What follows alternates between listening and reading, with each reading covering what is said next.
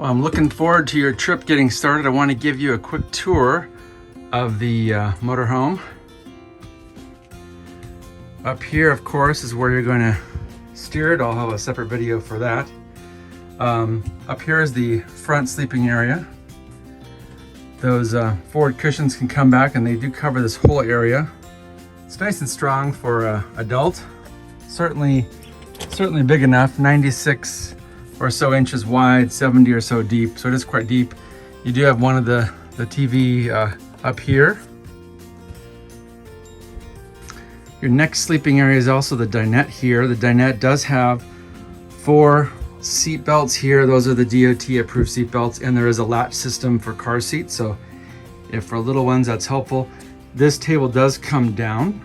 The piston, or not piston, but the pole here is removable, and then this hinge lets you pivot it down underneath these cushions, and then the cushions do come in and make a nice little bed there. Coming around to the other side here is this other sofa. The sofa does pivot down. The way to do that is just to lift it up from underneath, and it does pivot out and make a nice, about a full-size bed. All these windows on each side, of course, open. Just to open them, you just want to pull this here briefly, and you'll get a nice ventilation there. Definitely recommend a little bit of that cracked while you're going down the road. Makes it, gives you some cross ventilation. There's cabinetry up here. These are nice and deep, great for pantry and such when you're loading up with groceries and things. Nice deep pantry over here as well. Moving back here, you have a cabinetry in the overhead. I do give you some automotive fuses in case there's any fuse problems, as well as nice little flashlight. It does have the roadside red thing if you need that. There's also a smaller flashlight for kiddos and stuff.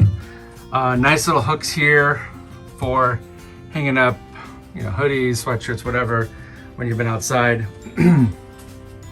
Microwave here, nothing too fancy there. When this green light is on, of course, you have regular microwave capabilities there, nothing too fancy. Carousel in there. When you're driving down the road, this does have a tendency to get undone, so just double check that when you're ready to go. Hood here, hood light for the stove top. You've got a hood light here, and there is a vent fan here. I recommend having that on when you're using the propane.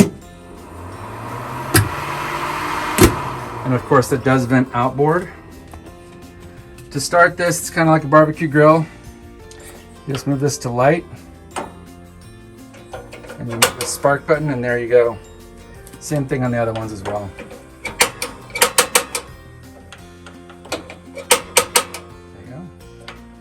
If it doesn't start the first time, give it a sec, keep cranking away.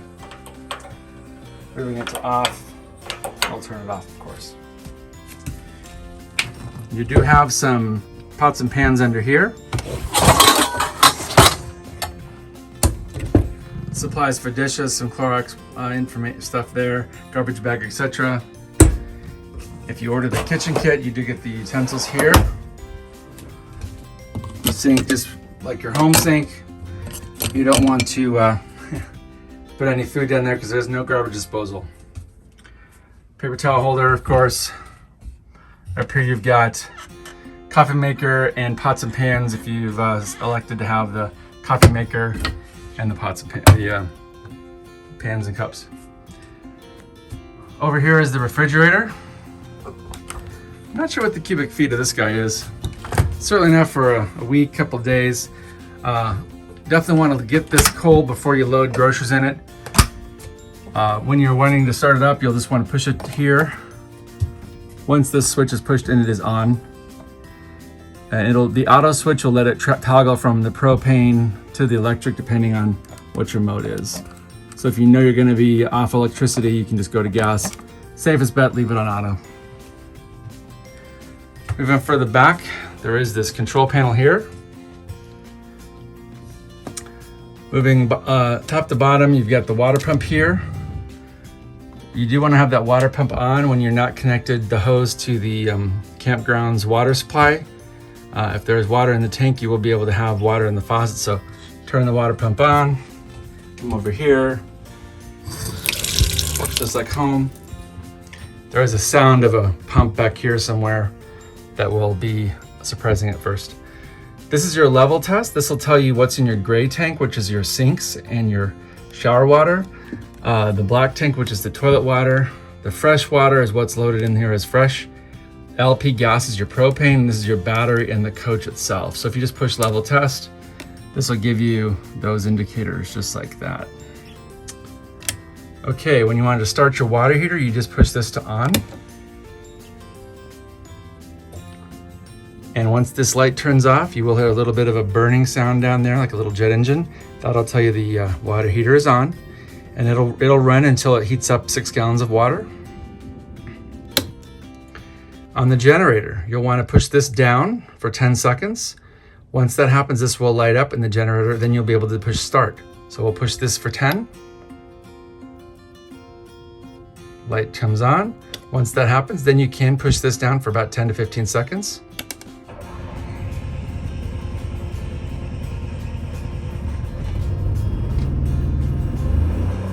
It does take a moment to get going, and you'll be good to go. Turn that on. The generator does run off of the gasoline in the tank of the RV. It does not run off of propane. This shower door does tend to rattle and be a bit crazy when you're going down the road. This operates just like anything else. Left is hot, right is cold. You do have this lever here to turn this off while if you're lathering up and such, and then you can push this on and it will come out again. Otherwise, just like at home, left is on, right is off. You do have a skylight there, so if you're tall, it will work okay. Coming around to the bathroom, the door does come over here and hook onto this magnet, giving you a nice little area of privacy here. In the bathroom, you've got nice medicine cabinet here, plenty of room there. We'll have some flavor of first aid kit in the RV for you. There's a power outlet here, as well as storage here and here. Overhead vent here. What you can do is pull this down. That opens the vent up. When you want to turn the fan on, there is a switch here for the fan. Coming down to the sink, nothing particularly fancy here. Same as it before. And then on the toilet, what you will want to do when you're using the toilet, once you're done, there's a foot pedal on the right-hand side. You want to push that down. Give it about 10 seconds. Close it.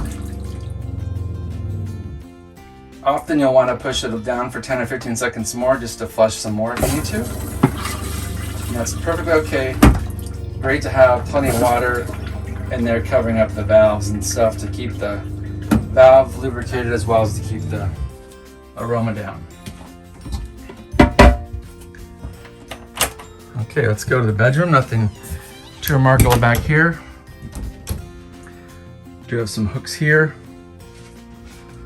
Hooks over here as well.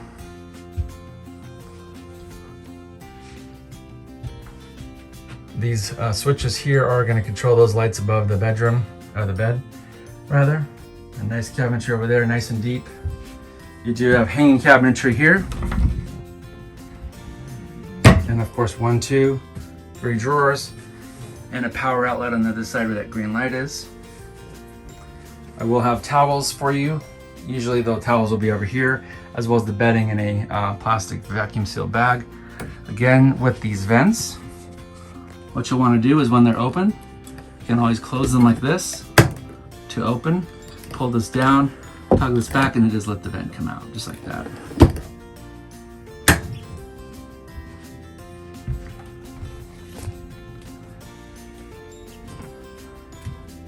Lastly, furnace.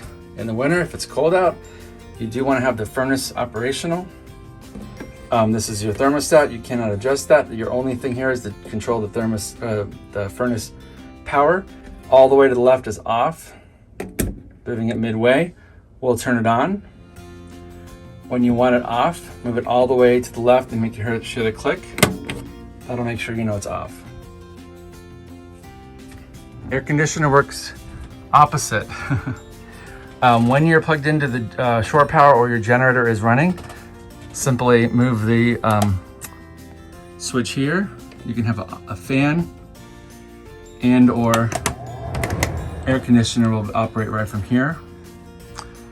You can toggle these vents here if you want the air just to go in the back or just in the front and vice versa. Fire alarm detector there. And carbon monoxide detector down here. Hope that was helpful.